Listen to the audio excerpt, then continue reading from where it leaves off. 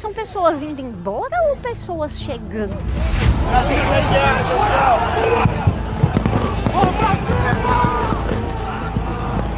Como que a segurança pública deixou que isso acontecesse? And we're going to begin with some breaking news. We're hearing that thousands of supporters of the former president of Brazil, Jair Bolsonaro, smashed their way, have stormed the country's National Congress. Stormed by protesters. stormed the government compound, key government buildings. Já havia diversas mensagens e vídeos falando sobre isso antes. Não seguraram. Não tem como segurar. A galera já está no Congresso, Bora! Não, a gente não vai entrar, a gente vai invadir. A casa do povo! Estamos dentro! Olha só o palácio aqui, ó! Domingo, 8 de janeiro de 2023. O mundo para tentar entender o que acontece em Brasília. Demonstrators are refusing to accept that he lost last year's election and want the military to intervene. Então não eram grupos de manifestantes qualquer. Leaders from around the world condemn the storming of Brazil's Congress by supporters of Jair Bolsonaro.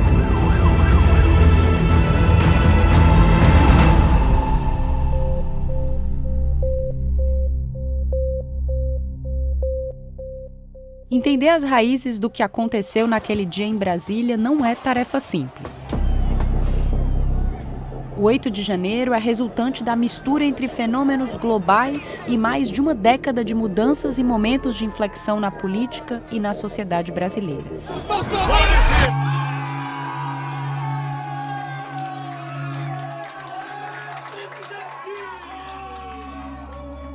Mas um ponto importante na linha do tempo é o dia 30 de outubro de 2022.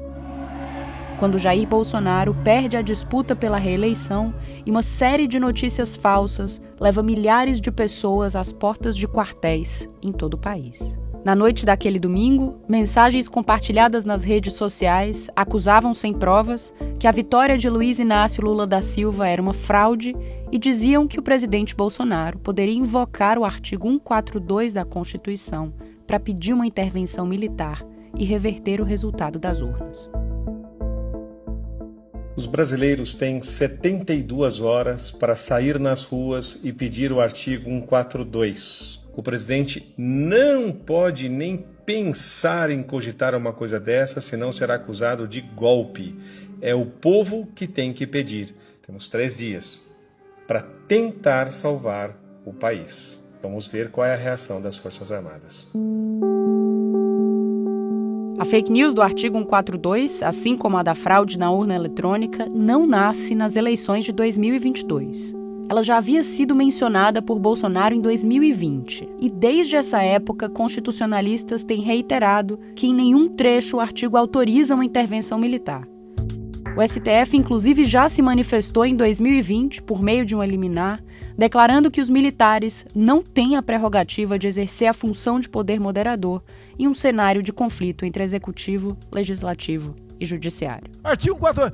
Nós queremos cumprir o artigo 142. Todo mundo quer cumprir o artigo 142. Em haver necessidade, qualquer dos poderes pode, pedir às Forças Armadas que intervenham para restabelecer a ordem no Brasil, naquele local, sem problema nenhum. Em paralelo, Bolsonaro não reconhece a derrota. E o silêncio do presidente alimenta outra notícia falsa, a de que ele precisaria ficar calado por 72 horas enquanto as pessoas fossem espontaneamente para as ruas para que pudesse pedir uma intervenção militar sem ser acusado de tentativa de golpe. Bolsonaro faz o primeiro pronunciamento mais de 40 horas depois do Tribunal Superior Eleitoral confirmar o resultado, o que não é praxe entre candidatos derrotados. Ok, posso começar? E não reconhece formalmente que perdeu a eleição. A essa altura, seus apoiadores já haviam bloqueado rodovias pelo país. Os atuais movimentos populares são fruto de indignação e sentimento de injustiça de como se deu o processo eleitoral. As manifestações pacíficas sempre serão bem-vindas, mas os nossos métodos não podem ser os da esquerda, que sempre prejudicaram a população, como invasão de propriedades, destruição de patrimônio e cerceamento do direito de ir e vir. A direita surgiu de verdade em nosso país. Quem fala sobre transição de governo é seu ministro da Casa Civil, Ciro Nogueira, que só se pronuncia depois que Bolsonaro deixa o local da entrevista. O presidente Jair Messias Bolsonaro me autorizou, quando for provocado, com base na lei, nós iniciaremos o processo de transição. A fala ambígua de Bolsonaro, que de um lado condena o fechamento de vias, mas de outro justifica os movimentos como fruto de indignação e sentimento de injustiça com o processo eleitoral, é interpretada por muitos apoiadores como um aval ao que vem como uma resistência. As 72 horas da fake news espalhada no dia da eleição passam, mas a tese que dá sustentação a ela vai sendo renovada. E os acampamentos em frente aos prédios do Exército ganham fôlego. O de Brasília, que ficava aqui, em frente ao quartel-general do Exército, vai se tornar um dos maiores do país.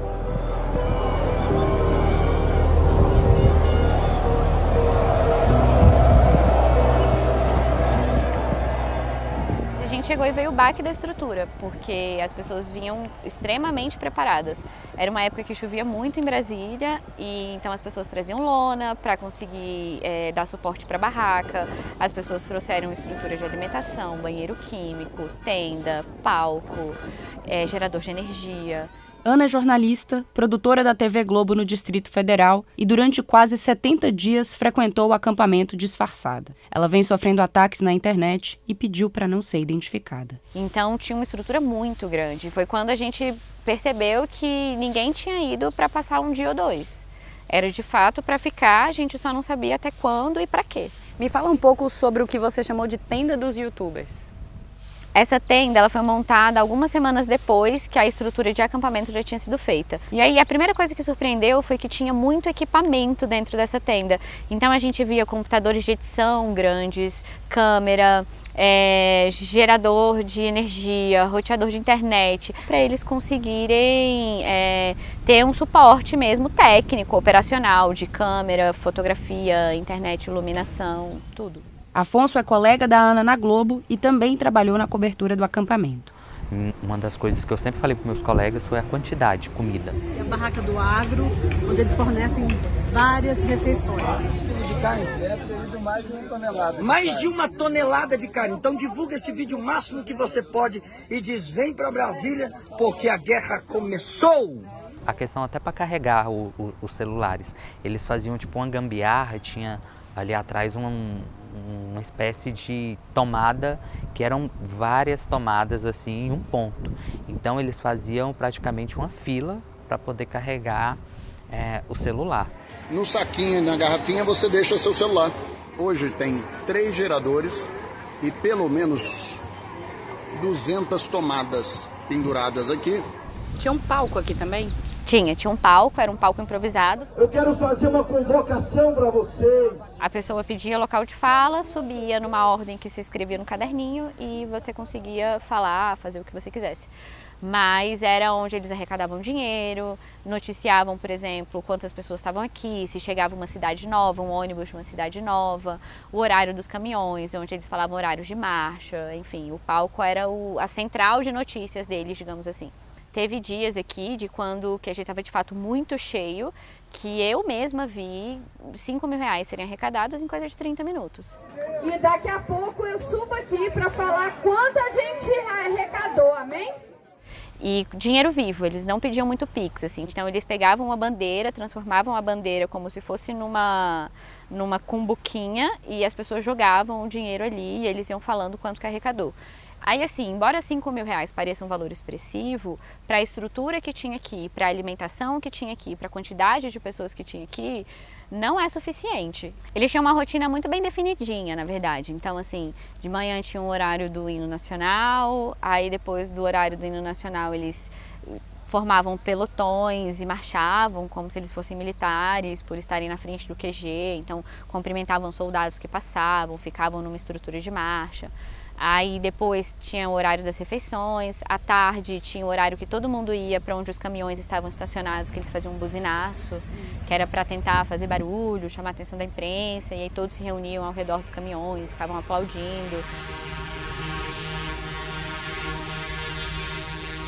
E aí eles tinham também um minuto de silêncio que eles faziam vez ou outra, em homenagem ao ex-presidente. E quem eram as pessoas que estavam aqui? Que tipo de gente você encontrou? A gente via, de fato, gente de diferentes cantos do país. Vi também gente de diferentes idades. Não tinha só idoso, não tinha só jovem, era uma coisa muito misturada. Muitos patriotas aqui. Muita gente aqui, brother. Impressionante. E olha que eu saí daqui ontem 6 horas da tarde. Olha pra aí, gente. Olha a quantidade de barraca. Mas assim, eu vi poucas famílias. O que a gente viu eram pessoas sozinhas, que ficavam andando por aqui. As pessoas aqui eram pessoas sozinhas que pegaram às vezes carro, barraca, botaram no carro e vieram, e que estavam com uma expectativa de que algo acontecesse aqui, de encontrar o seu grupo aqui, um núcleo que pensasse igual, enfim. Mas eram pessoas mais solitárias e classe média.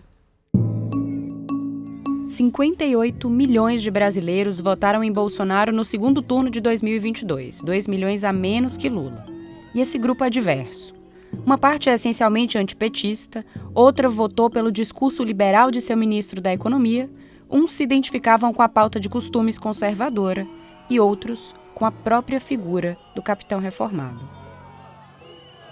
A pesquisadora Ângela Alonso é livre-docente do Departamento de Sociologia da Universidade de São Paulo. É essa minoria, no fim das contas, que são uma coisa em torno de 15%, oscila entre 15% e 20% desde a hora que ele foi eleito até a hora que ele saiu. Que são aqueles que, eu até no artigo chamei de bolsonaristas de coração, porque eles têm uma aderência que não é racional puramente. É um tipo de adesão emotiva a esse líder.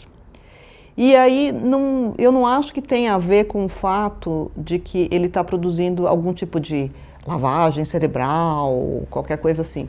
É porque tem uma grande coincidência de crenças.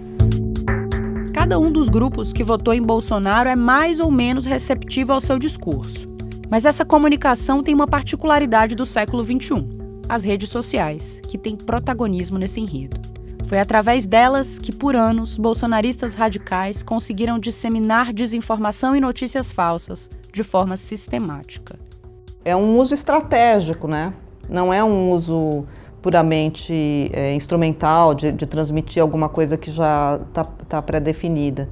Eu acho que eles foram muito bem-sucedidos nisso. E tem uma outra coisa importante com imagem, que é o uso das emoções, e assim, do que se comunica e como se comunica. Essa maneira enfática de falar, por exemplo, que dá um sentido de urgência, né, de até um pouco a produção, às vezes, de um certo pânico em torno de um certo assunto. Então tem uma forma de transmissão da mensagem que ela própria vai imantada, né, de conteúdo. Assim como em 2018, a desinformação atravessou o ciclo eleitoral de 2022. No primeiro turno, para o segundo, a gente percebia que havia uma estratégia muito clara de propagação de fake news. E aí isso era mais difundido nos grupos que tinham um teor mais de direita. Eles já tinham uma estrutura de como fazer isso e faziam com muita consistência. Luiz Facuri e Felipe Bailey são fundadores da empresa de tecnologia Palver, uma plataforma de escuta social que monitorou mais de 15 mil grupos de WhatsApp durante as eleições. A empresa fez parte de forma voluntária de uma força-tarefa contra a desinformação organizada pelo TSE.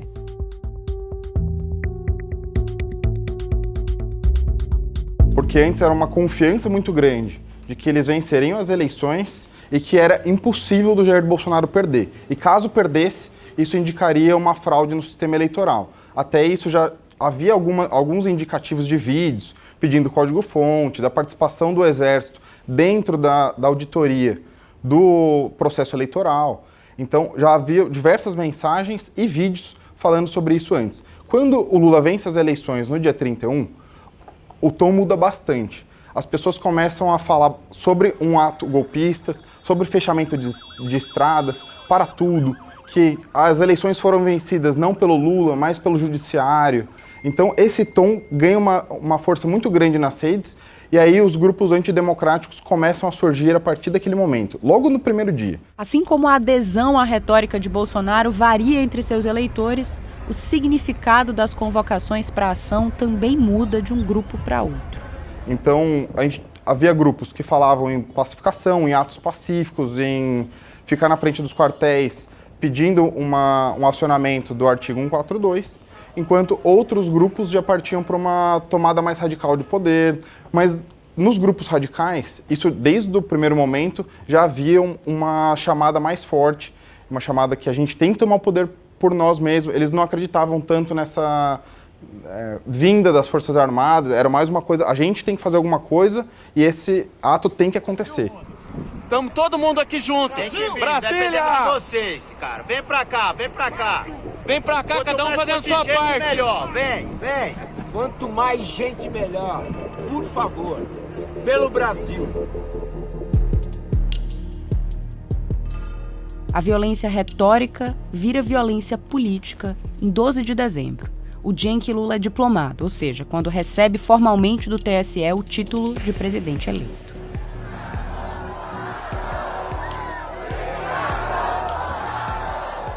No dia em que Lula é diplomado, Bolsonaro cumprimenta apoiadores no Palácio da Alvorada, mas fica em silêncio. À noite, Brasília sofre uma série de atos de vandalismo. Bolsonaristas tentam invadir a Polícia Federal e atacam uma delegacia. É o primeiro de uma série de episódios que, em menos de um mês, vão desaguar na invasão e destruição dos prédios dos três poderes. Em 24 de dezembro, um artefato explosivo é encontrado perto do aeroporto de Brasília.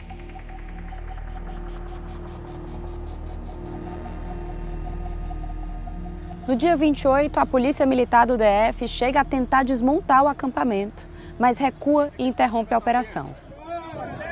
Agora eles fizeram coisa e estão saindo.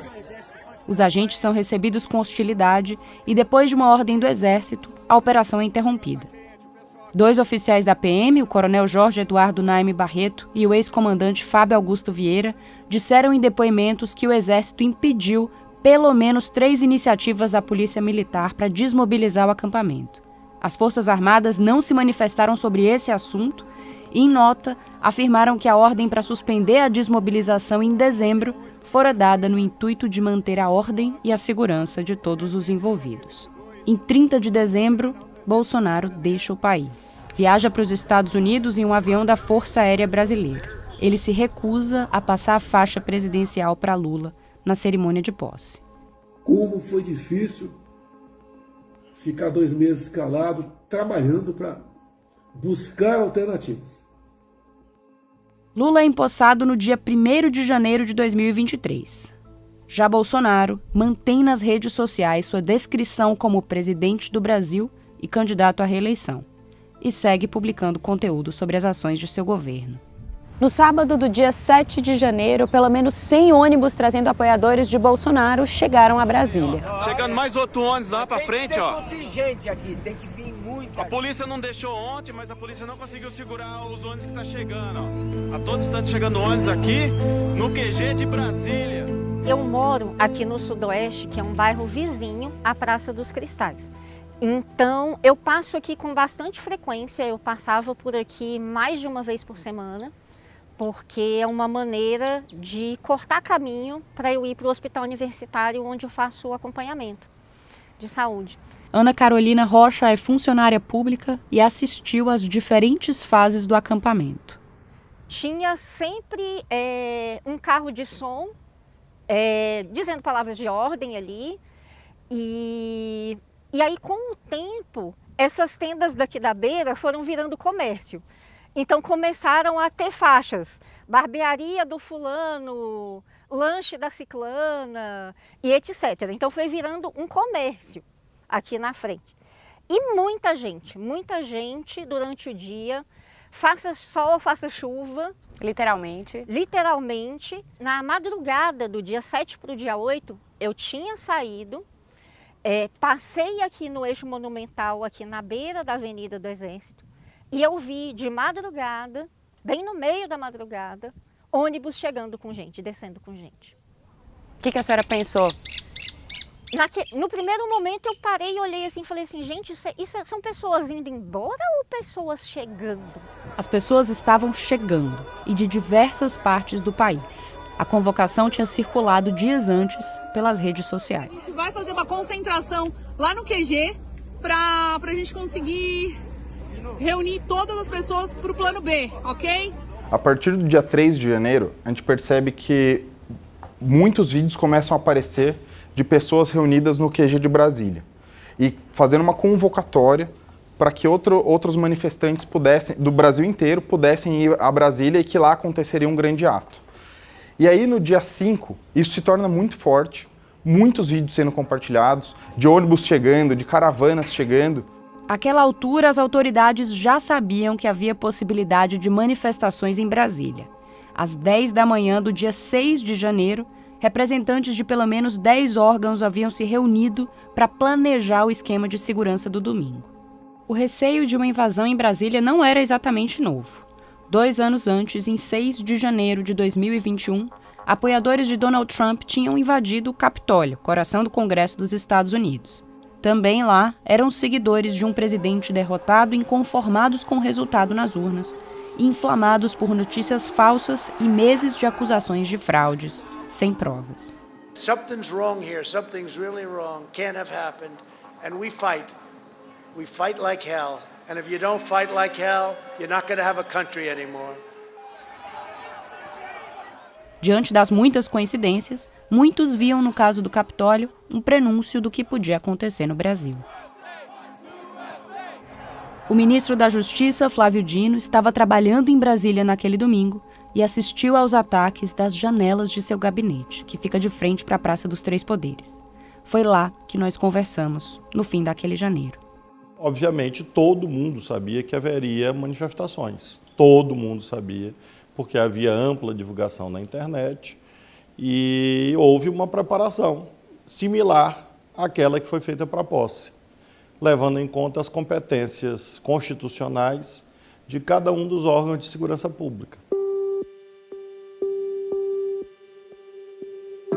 Cerca de 8.000 agentes haviam trabalhado no esquema de segurança da posse de Lula poucos dias antes. Esse número cai para menos de 400 no 8 de janeiro, efetivo considerado pequeno para o volume de gente que havia chegado a Brasília nos dias anteriores.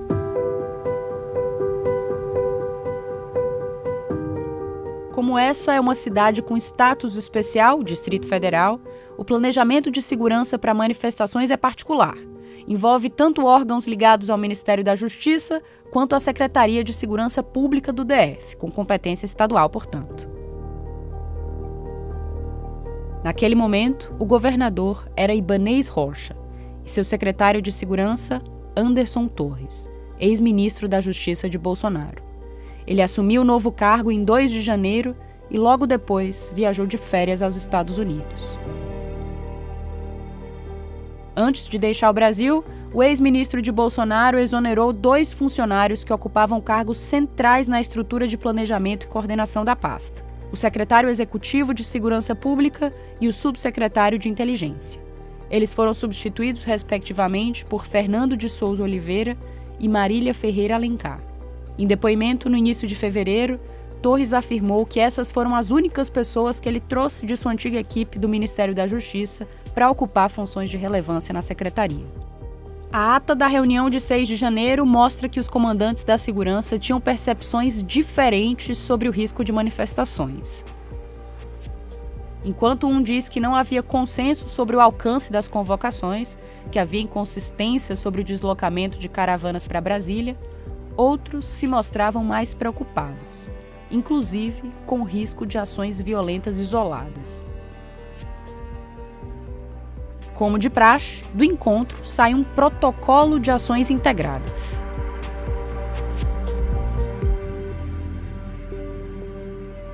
O protocolo ele não é só um papel, onde você coloca as decisões que foram consensuadas, assina e pronto, e diz assim: eu determinei que as providências fossem adotadas. Né? Não é só criar um foguete, né? Você precisa monitorar isso, porque se você não monitora, esse foguete não sai do chão. Tânia Pink é pesquisadora associada do Laboratório de Análise da Violência da UERJ. Trabalhou por 25 anos na Polícia Militar do Estado de São Paulo. É major da reserva. É muito provável que grande parte do que estava previsto no protocolo não tenha sido colocado em prática. Isso é um problema no fluxo de comunicação. Porque quando você precisa fazer com que a informação ela chegue no lugar certo, na hora certa. E para isso, você precisa monitorar. Ela explica que o planejamento das operações para manifestações geralmente acontece no médio escalão dos órgãos de segurança. E aqui há 2 pontos-chave. A predição do risco, ou seja, entender o grau de ameaça que o evento representa, e o diálogo com o alto escalão, para que se possa estabelecer uma comunicação entre diferentes agências envolvidas e coordenar as operações. É importante levar em consideração que tudo isso está acontecendo dentro de um contexto de transição de governo. Então, o que pode ter acontecido que acabou interrompendo ou descontinuando esse fluxo de comunicação? Levei essa pergunta ao ministro da Justiça, Flávio Dino.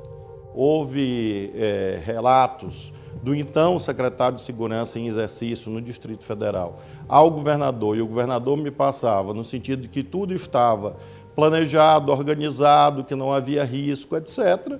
E claro que a cadeia de comando era essa. Muita gente pensa que aqui, por ser o Ministério da Justiça e Segurança Pública, eu posso mandar na PM. Não, quem manda na PM é o governador do Distrito Federal, assim como os governadores dos estados. Muita gente pensa que a Polícia Federal pode ser posta para fazer policiamento ostensivo. Não pode, legalmente não pode. Algumas pessoas acham que a Polícia Rodoviária Federal pode simplesmente apreender ônibus porque quer apreender. Não, só é possível apreender se houver alguma ilegalidade pré-existente, uma ilegalidade configurada. Então, é claro que o que nos cabia, diante daquela circunstância pública, notória, que todos sabiam que haveria manifestações aqui, era exatamente dialogar com as autoridades do Distrito Federal, e isso foi feito intensamente. Parte desse diálogo foi registrado pelo ministro em suas redes sociais, inclusive um ofício alertando o governador Ibanez Rocha sobre intensa movimentação de pessoas que, inconformadas com o resultado das eleições 2022, estão organizando caravanas de ônibus para se deslocarem até Brasília. O governador também se manifesta publicamente no sábado e, em tom mais ameno, dá entrevista dizendo de forma vaga que a manifestação no domingo estaria liberada desde que fosse pacífica. Ele ficou 64 dias afastado do cargo e é investigado no inquérito que apura as responsabilidades pelo que aconteceu naquele domingo. A BBC News Brasil procurou para uma entrevista e um de seus advogados respondeu, dizendo que ele não se manifestaria. Também procuramos a PM do Distrito Federal e as Forças Armadas, que não responderam nossos pedidos de entrevista.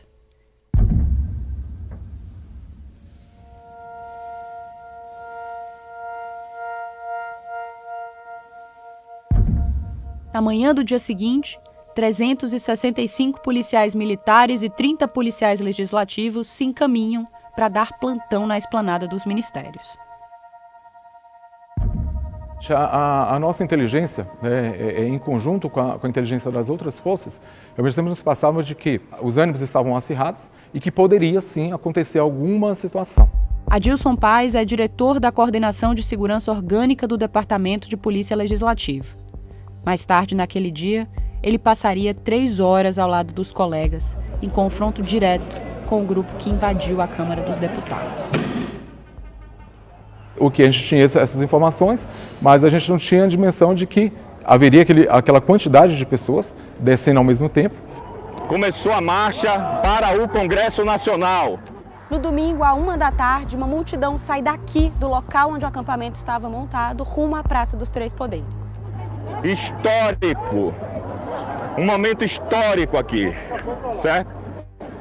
A galera... meu filho, agora ninguém para mais não. À 1h23, o secretário de Segurança Pública em exercício, Fernando de Souza Oliveira, nomeado por Torres dias antes, manda um áudio ao governador do Distrito Federal dizendo que está tudo bem. Governador, bom dia. Delegado Fernando falando. Está o clima bem tranquilo, bem ameno, uma movimentação bem suave e a manifestação totalmente pacífica. Até agora, nossa inteligência está monitorando, não há nenhum informe de questão de agressividade ligada a esse tipo de comportamento. Enquanto descem à esplanada dos ministérios, os manifestantes são escoltados pela polícia.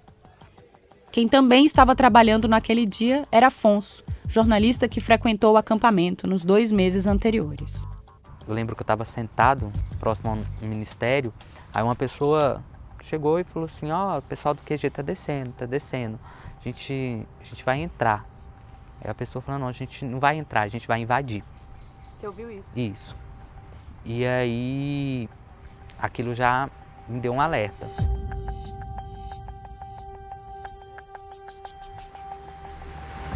São quase 8 quilômetros até a entrada do Congresso. Quando os invasores chegam aqui, eles encontram uma barreira de proteção e alguns agentes policiais.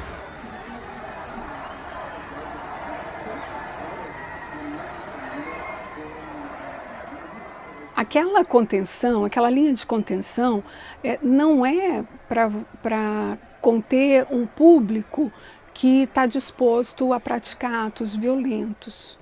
É muito mais para conter um grupo pacífico, né? Então você vê a fragilidade da contenção, uma única contenção ali e também o equipamento que os policiais estavam portando, né? Então não tinha escudo, não tinha o equipamento antitumulto. Então os policiais estavam muito vulneráveis ali também. Às 2h42, a barreira é rompida. Começam as 5 horas de destruição que deixariam o 8 de janeiro marcado na história. A primeira linha de PMs tenta conter os invasores com gás de pimenta, uma estratégia que praticamente não surte efeito.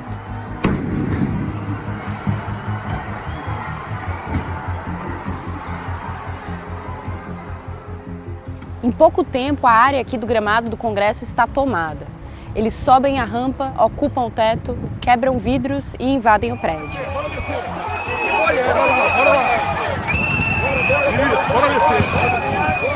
Bora descer, na hora de descer. Não seguraram. Não tem como segurar. A galera já tá no Congresso, Bora!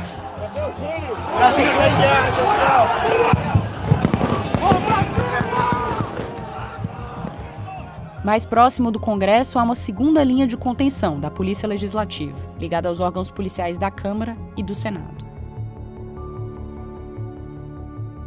Neste momento que eles romperam a linha e tomaram ali o gramado, a gente já começou a lançar algumas bombas de efeito moral. Onde você estava nesse momento? Nesse momento eu estava na rampa do Congresso. Você viu então a quebra da barreira? Vi a quebra da barreira, vi tudo, né? A primeira atuação realmente foi da minha linha de policiamento, né? Estava ali na rampa. Então a gente começou a lançar as granadas de efeito moral, só que a gente viu que não estava surtindo quase efeito, por conta da posição do vento, né? O vento estava contrário a gente, e por conta da quantidade de pessoas descendo correndo, né? Eles desceram de uma forma tão rápida que eles gastaram apenas 40 segundos até chegar à rampa, né? E a partir disso eu fui mais para a lateral ali próximo ali ao espelho d'água, para tentar conter o pessoal que estava descendo para a chapelaria, que era um grande acesso ali, com uma área muito grande de vidros, eu não tinha policiamento ali. Né? E aí a outra linha que estava na cúpula, né? Ela ia me cobrir para impedir que as pessoas subissem pela rampa. Só que realmente foi uma quantidade absurda de pessoas e tudo, e logicamente que nem o efeito do gás, então, assim, o efeito mínimo ou quase nenhum efeito. Eram 30 os policiais legislativos de plantão naquele domingo. Outros 70 estavam de sobreaviso. Esse era o esquema, segundo Adilson Paes, que o DEPOL vinha mobilizando desde o início do acampamento. Depois da invasão, todos os que estavam de sobreaviso se juntaram aos colegas na esplanada. E aí, naquele ponto onde a gente estava, tinha uma viatura. A gente sempre coloca a viatura ali para dar um suporte maior para a gente. Só que nossos policiais, realmente, esses invasores chegaram tão rápido que eles não conseguiram sair. E aí, quando os manifestantes, os invasores, chegaram até a viatura, nossos policiais foram retirados à força, né, de dentro da viatura, e realmente os nossos policiais foram espancados ali. Em pouco tempo, começa a destruição no Senado e na Câmara. Mas ainda tem gente lá fora. Uma parte dos invasores segue descendo essa via rumo ao Palácio do Planalto, que está ali. Estava acontecendo aqui no Brasil. Eu queria saber como o senhor se sentiu assistindo tudo isso, né? As imagens que o senhor mesmo disse, sem precedentes na nossa história, né? Como que o senhor se sentiu quando chegou aqui e viu? Em primeiro lugar, perplexidade, porque era uma situação que não era crível, porque, como disse, era uma situação de fácil controle. Tradicionalmente, a Esplanada, já em outros momentos, já recebeu 100, 200 mil pessoas. Na posse, recebeu 300 mil pessoas. Então, a Polícia Militar do Distrito Federal é acostumada a lidar com grandes protestos na Esplanada. Então, em primeiro lugar, perplexidade. Em segundo lugar, indignação, mas, ao mesmo tempo, movimento. Porque, naquele instante, só tinha eu. Não tinha dois, não havia duas pessoas.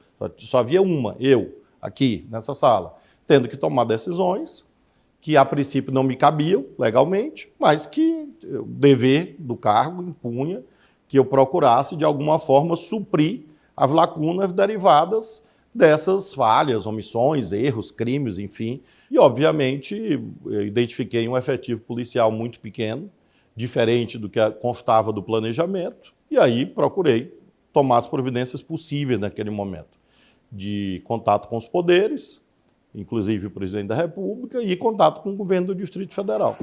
Enquanto isso, os invasores partiam para o terceiro alvo.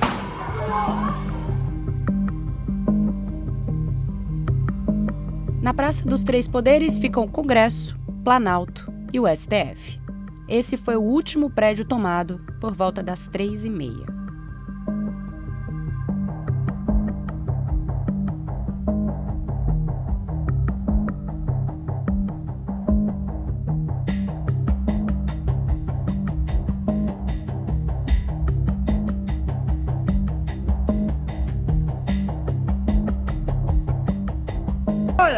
Olha aqui, gente, a cadeira do Xandão, olha. Cadeira do Xandão agora é do irmão Fábio e já era, nós tomou a cadeira do Xandão aí. O senhor lembra quando o senhor conseguiu falar com o governador Ibanez ou vocês não chegaram a se falar no domingo? Não, nós não nos falamos no domingo. A presença do governo do Distrito Federal aqui veio com a chegada do chefe da Casa Civil e da vice-governadora.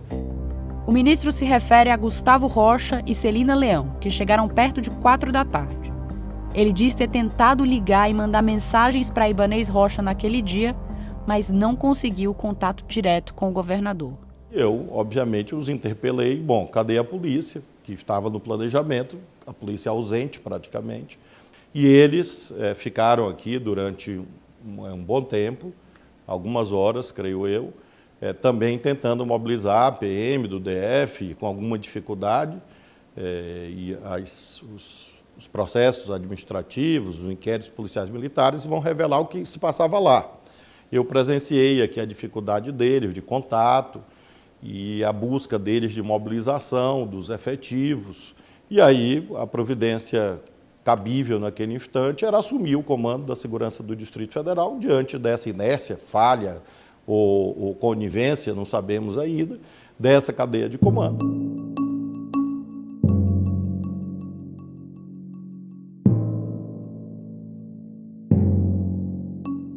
O ministro da Justiça começa então a redigir um decreto de intervenção federal, que submeteria à assinatura do presidente Lula. Enquanto isso, dentro do Congresso, os policiais legislativos tentavam conter o caos. Bora avançar devagar, lá, os ânimos estão acirrados e tá saturado o ambiente. Moral, porra, bora lá. Cuidado, contra ele.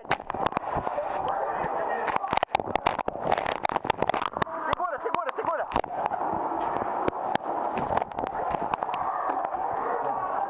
Mantém.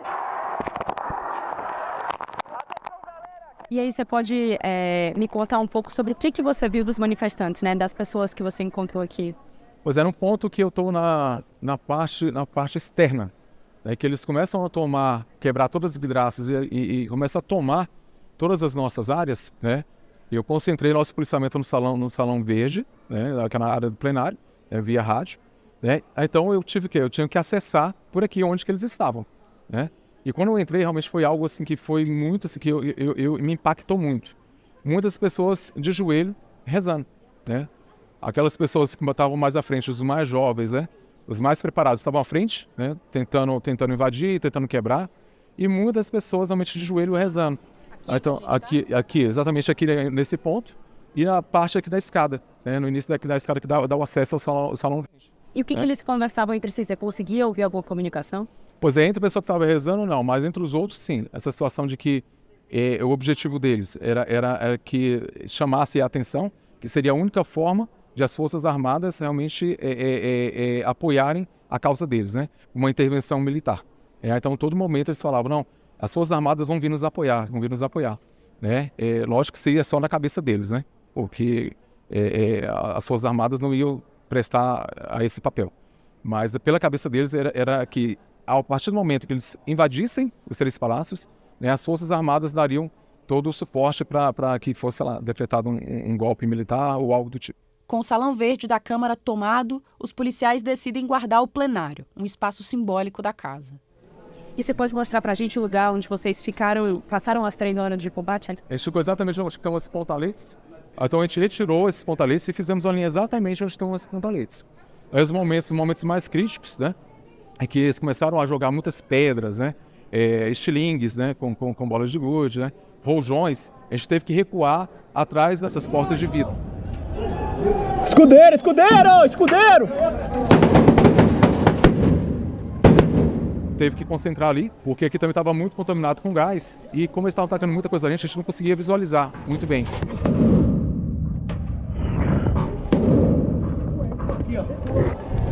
Calma. Na Câmara, os policiais conseguiram evitar a invasão do plenário. Eu sempre falar para minha linha, né? É questão de honra. Nós vamos ficar aqui, não vamos sair daqui. É questão de honra. Eles não ganham plenário. O mesmo não aconteceu no Senado. Sustenta! Porra, sustenta aqui, porra!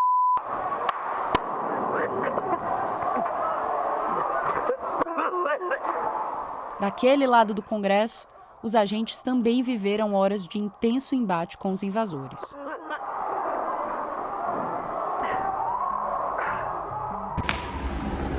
A cavalaria da PM chega à Praça dos Três Poderes por volta de 4h30. Pelo menos um agente é espancado e derrubado do cavalo.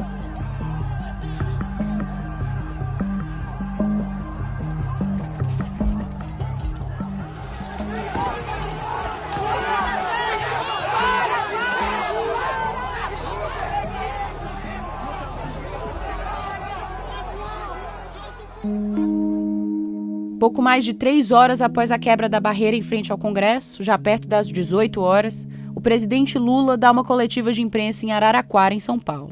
Anuncia uma intervenção federal em Brasília e nomeia como interventor Ricardo Capelli, número 2 do Ministério da Justiça.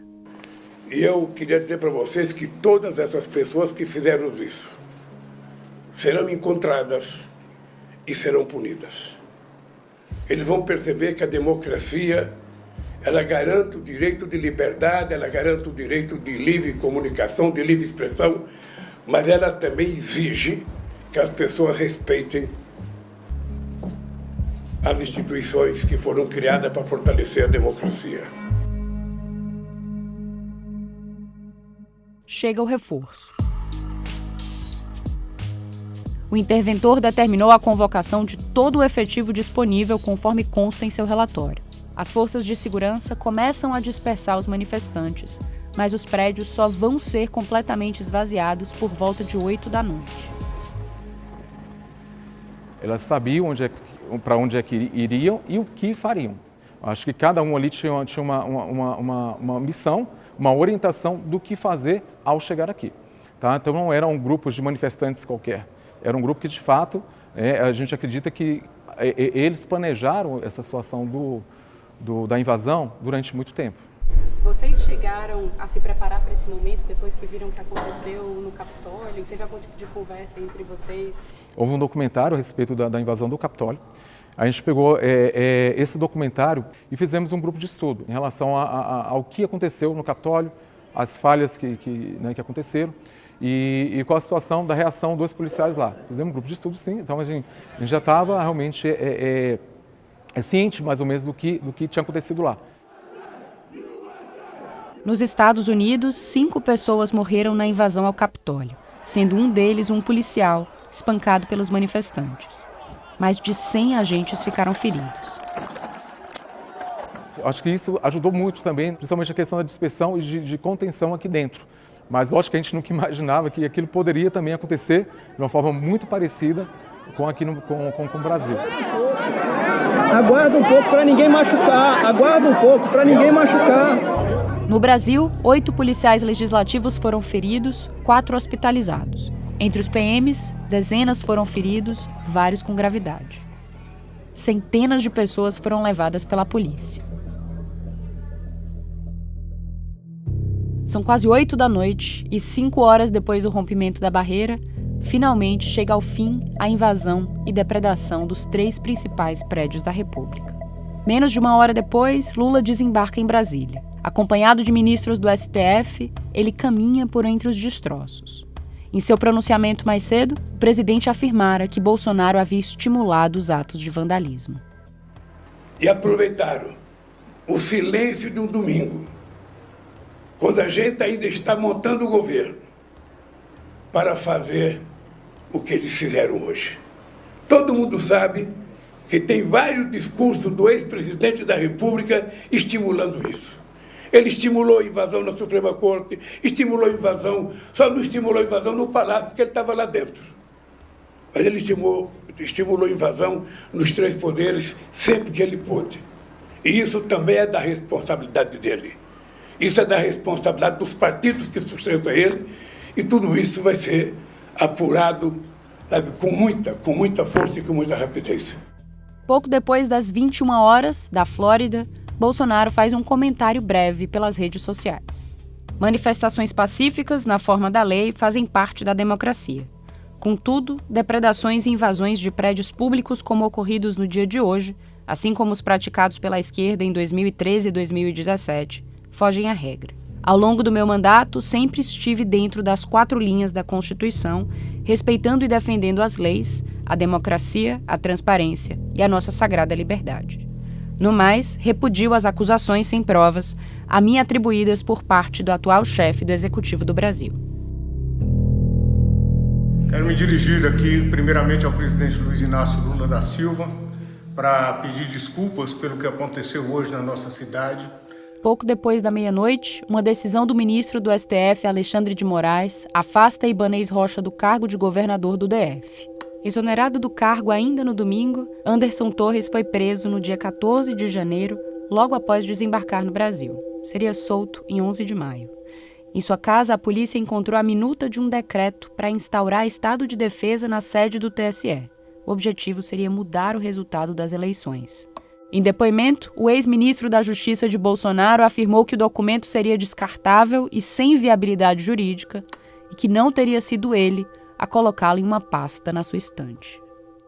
Meses depois, uma minuta com teor semelhante seria encontrada no celular do ex-ajudante de ordens de Bolsonaro, tenente-coronel Mauro Cid.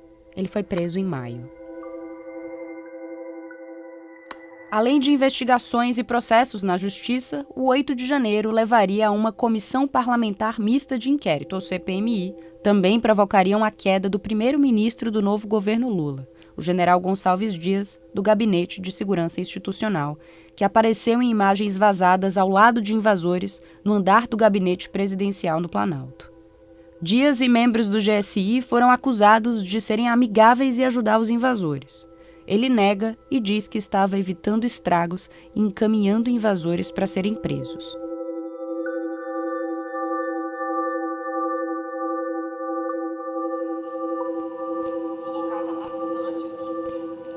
Ainda na noite do dia 8, alguns servidores visitam os prédios depredados.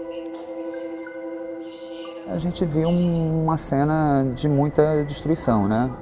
Marcelo Sá de Souza é diretor do Museu da Câmara dos Deputados. Os vidros quebrados, muitas garrafinhas d'água como lixo por todos os espaços, né? Havia água, né, nos salões, e então o cenário era realmente esse, assim, de uma grande destruição. Sem poder tocar os objetos que ainda passavam pela perícia, as equipes que estavam nos prédios naquele primeiro momento estavam ali para mapear os danos e, em muitos casos, dar notícias aos colegas que assistiram a tudo de casa. Esse aqui é um prédio tombado, nós temos várias obras de arte integradas às edificações. Então, a nossa preocupação, será que fizeram alguma coisa com o nosso de Cavalcante? Marisa Seixas Prata é diretora da Coordenação da Administração de Edifícios, uma área que conta com 900 funcionários e que foi fundamental na limpeza dali para frente. Então, no dia seguinte, chegamos aqui às 6 da manhã, mais ou menos com um efetivo aí de umas 160 pessoas, né, que eu trouxe. Para quê? Para que a gente pudesse retornar à normalidade com a maior rapidez possível. Tinha ainda um resto de cheiro de gás de pimenta, tanto que assim, de 6 até as 8, toda hora a gente ia no banheiro lavar o rosto, porque a pele ardia um pouquinho, como se você tivesse tomado sol demais. Então no plenário você tinha o vidraceiro repondo, fechando a área lá de cima, a gente aspirando o vidro, o tapeceiro vendo os danos no móvel, o marceneiro trabalhando no coisa. Então assim, eram equipes grandes. No Salão Verde, eu tinha uma equipe aspirando água na metade de lá do salão, que a lâmina d'água era uns 5 centímetros. E o lado de cá, a gente lavando o mesmo carpete, porque ele estava cheio de resíduo de pó químico de extintor, porque eles soltaram muitos artefatos, né, e tentaram botar fogo em vários lugares. Em todos, era vidro demais, gente. Era vidro demais, porque eles quebraram todas as vitrines, os vidros, alguns estavam pendurados de forma perigosa, e lá vinha um vidraceiro. O Serob chegou aqui com uma equipe enorme também, o serviço de obras, são todas as especialidades. Aqui no lugar onde a gente está, a gente vê que o pessoal está limpando vidro e tem uma janela ainda sem... Sim, por causa disso, né? A empresa está fabricando diariamente os vidros e distribuindo para os diversos palácios que foram danificados. São vidros de grandes dimensões, vai fabricando e vai trazendo e a gente vai colocando. Essa envoltória da Câmara, nós tivemos uma perda de 700 metros quadrados de vidro quebrados. Outro local, ainda com as marcas do vandalismo, semanas após a invasão, era o painel Ventania, do artista plástico Atos Bucão. E aí aqui, por toda essa área, como há esses gradis protegendo essa parte zenital aqui de cima, a gente consegue ver vários pontos em que houve quebra dos azulejos, né, de desprendimento das peças. Essas barras aqui, algumas delas, elas já foram, elas tinham sido danificadas e já foram devidamente trocadas, já houve esse serviço de reparo. E em alguns pontos dos azulejos a gente consegue ver os pontos de contato, né, em que houve, quando soltaram esses gradis e utilizaram até como escada, né, para subir, para descer, sim, os pontos de dano, né, nessas peças. Dá para ver esses cortes bem fortes ao longo desses pontos aqui do painel. E aí aqui, essa escultura que é o anjo, que foi criado por Alfredo Sesquiati, a gente consegue identificar essas peças, esses pontos de dano na peça, que a gente acredita que foram fruto justamente da reação química, né? Então, o pó químico com essa água que escorreu aqui, e a gente acredita que talvez até com outros elementos químicos que estavam aqui presentes, como gás lacrimogêneo e qualquer outra substância que possa ter sido utilizada aqui, provocou alguma reação química que gerou alterações na peça, né? Então, ela tem essas manchas, né? Esses escorrimentos, e uma mudança de cor mesmo, uma oxidação em alguns pontos dela. Isso daqui não era original da peça? Não era original da peça. Essas manchas, esse tom mais esverdeado, mais forte, né, mais aguçado, não são elementos originais da peça. Aqui era o módulo escultórico, né, o muro escultórico. Ele fica aqui. Ele ficava aqui, ele está desmontado, né, porque o que aconteceu foi que como o carpete inundou, e ele é de madeira, a gente não podia deixar ele montado também, né? Porque podia ser que a umidade provocasse um estufamento, arrebentasse a madeira. Então, ele foi desmontado e não é simples montar essa peça, porque ela requer toda tem um mapinha, assim, de que ele é um quebra-cabeça, realmente. Assim, ela tem que ser montada de uma forma exata e remontada também dessa mesma forma exata. Mas o destaque desses dias foi realmente a bailarina. Como que vocês a encontraram? A gente, quando chegou aqui no domingo, a gente só encontrou a base vazia. Essa peça não estava aqui. Por uns poucos minutos, né, os 5 primeiros minutos, a gente pensou que a peça poderia realmente ter sido levada ou estar em algum outro ponto aqui do prédio, jogada em algum lugar. Mas aí até a Cláudia, uma colega nossa de trabalho, que também trabalha no museu, enxergou essa peça embaixo de uma poltrona dessas, que estava aqui próxima, estava bem por aqui. E aí ela sofreu os procedimentos de limpeza, de polimento, e foi a primeira peça assim, a voltar para o seu lugar de origem.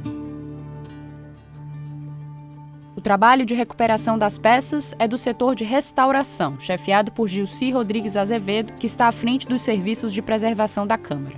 Ela está há 30 anos na casa, 20 nesse setor. Quando a gente chegou lá, o pessoal do museu já tinha feito o primeiro salvamento. E aí nós passamos a fazer o recolhimento desses pedaços que você está vendo. Nós pegamos lanternas e fomos fazer um trabalho de garimpo, de arqueólogo, no meio daquele caos, porque estava muito lixo, muito vidro, muito pedaço de coisa por tudo quanto é lado. Algumas peças sofreram danos menores, outras passaram quase ilesas pelos ataques. É o caso da obra Candangos, do pintor Di Cavalcanti, que fica no Salão Verde da Câmara. O Di Cavalcanti do Palácio do Planalto, nesse caso as Mulatas, não teve a mesma sorte. Foi rasgado em 8 pontos.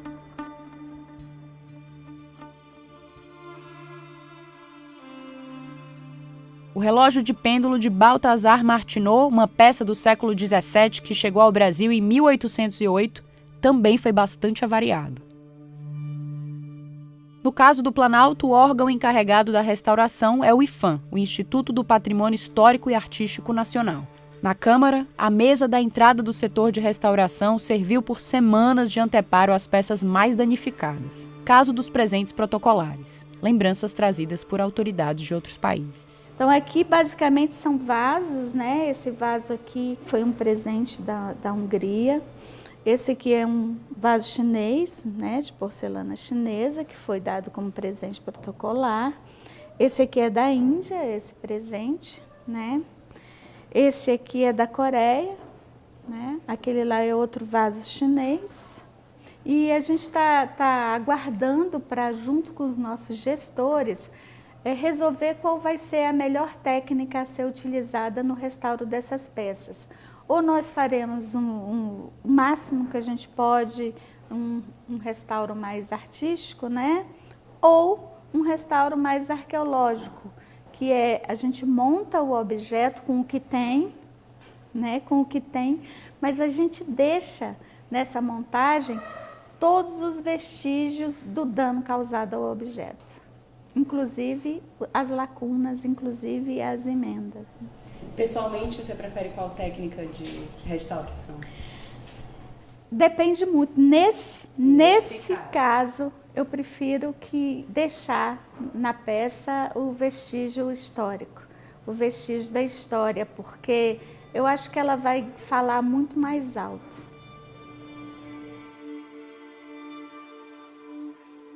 A equipe de preservação cuida de 23 mil metros lineares de acervo. Faz parte do trabalho estar preparado para lidar com algum dano ou prejuízo a uma das obras. O departamento tem um plano de gestão de salvamento e emergência no qual estão mapeados 10 tipos diferentes de sinistros. Um deles é o de vandalismo, usado no 8 de janeiro. Você já tinha colocado em prática um sinistro contra vandalismo antes? Nunca. Pensou algum dia que ia colocar? Nunca. Como que você se sentiu quando você chegou e viu o que tinha acontecido? E essa pergunta é difícil de responder. Como cidadã, como funcionária dessa casa, A gente mora aqui, 8, 10 horas aqui dentro. É a nossa casa também, Então, difícil, foi muito difícil. Como se tivesse invadido tua casa. Isso. No momento a gente esqueceu e trabalhou, né? Mas no dia seguinte a gente começou a pensar, né, na significação de tudo isso. E eu acredito que a nossa condição de povo pacífico, né, ficou um pouco maculada. Mas eu acredito também que a gente tem condição de voltar a ser, né? De voltar a ser. Já foi tomado a casa do povo. Estamos dentro. Estamos dentro, patriota. As cenas rodam o mundo não só no 8 de janeiro, mas também no dia seguinte. Eu e meus colegas da BBC News Brasil fizemos várias entradas ao vivo para tentar explicar nos canais de TV e rádio da BBC o que tinha acontecido. The scenes that we saw in Brasilia would hardly spread throughout the country, so we'll wait for the next events to unfold to see how that turns out. Thank you, Camilla. Thank you very much. Assim como jornalistas de emissoras de todo o mundo e acadêmicos. Even in those first hours, we decided to go what we call live. We put a live briefing on the New York Times website, and we were, at that point, just putting everything we could find out as we found it out, and we could confirm, we would put it onto the website in real time. And we were seeing that our readers were extremely interested in what was going on, even on a Sunday afternoon, and we were getting enormous readership from across the planet. O acampamento é desmontado no dia 9 de janeiro e outras centenas de pessoas são detidas. A chegada da cavalaria da polícia é transmitida ao vivo pelo mundo.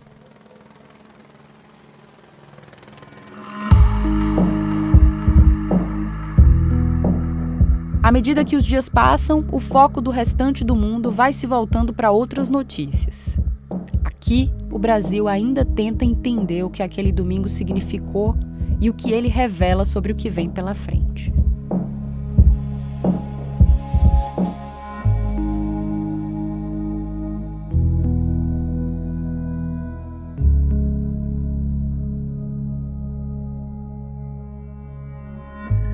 Eu até estive num debate em Princeton, acho que um mês antes da eleição, mais ou menos, e a discussão foi um pouco essa, assim, né? O que eu apresentei foi isso, de como a gente tem a violência política no Brasil. É muito maior do que a gente gosta de reconhecer. A gente é um país que sempre usou violência política, na verdade, um país que tem vários golpes, que tem vários assassinatos políticos ao longo da sua história. E agora tem um presidente que mobilizou nessa direção. Uma das reflexões que permanecem gira em torno das Forças Armadas. Elas estão diretamente ligadas à imagem de Bolsonaro como candidato, fizeram parte de seu governo e são mais influentes na vida civil e política do que na maioria dos países com democracias estáveis. Aqui é o Exército se posicionou a favor nosso, por causa que todos que estavam saindo do acampamento, a Polícia Militar estava prendendo e querendo prender aqui dentro. Deus abençoe que seja o começo do fim do comunismo. Meu irmão, o Exército está falando que não vai abrir para a polícia entrar, velho. Estão botando tanque de guerra lá. E a polícia está querendo entrar e o Exército falou que não abre. Olha a merda, o tamanho. É o que reflete o 8 de janeiro. Claramente, a presença de correntes antidemocráticas nas Forças Armadas, na Polícia Militar, e aquilo mostra uma realidade que eu acho que alguns não queriam acreditar ou aceitar ao longo das últimas décadas, que é que uma parte das Forças Armadas e da polícia no Brasil não aceita o controle civil, que é um ingrediente fundamental de qualquer democracia. De fato, não há democracia forte com um forte envolvimento das Forças Armadas. A gente vê democracias ao redor do mundo onde o envolvimento militar enfraquece as instituições, seja no Paquistão, no Egito, na Turquia, enfim, muitos países. A história é sempre a mesma. Então isso claramente demonstra que todo o processo de democratização ainda está em fase de implementação e ainda enfrenta muita resistência até hoje. Isso vai dar muito trabalho para não só este governo, mas para outros governos lá na frente.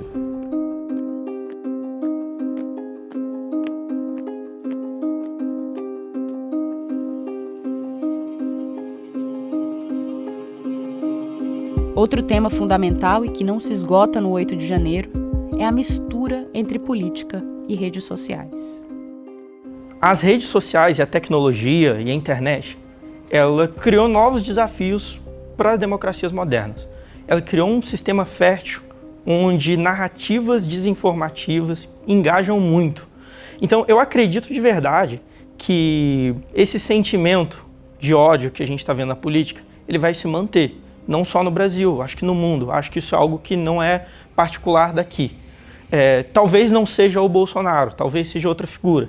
Eu acredito que o Bolsonaro vai continuar em alta, eu acredito que a rede que ele construiu em cima desse ecossistema, ela funciona muito bem. A segunda razão é que o Brasil faz parte da onda de democratizações que aconteceu nos anos 90, com muitos outros países aqui na América Latina, mas também na Europa Leste, e o fracasso de um caso muito importante como o do Brasil também representaria uma péssima notícia para muitas outras democracias na região. Então, nesse sentido, um sinal de que depois de 30 anos, em vários sentidos, todas essas democracias ainda enfrentam vários desafios. E por último, eu acho que uma questão que é muito nítida no debate global sobre o Brasil é que o Brasil é visto como um laboratório de movimentos radicais, sobretudo da extrema-direita. O país talvez seja um dos mais afetados pela disseminação de notícias falsas, por fake news, que teve já o segundo ciclo eleitoral profundamente afetado por notícias falsas. A gente está vendo a história, meu irmão, acontecer aqui na sua frente. A história. O 8 de janeiro de 2023 é um daqueles momentos que ficam eternizados nos livros de história. Mas não só. Suas implicações políticas, jurídicas e sociais terão influência nos próximos passos da nossa jovem democracia.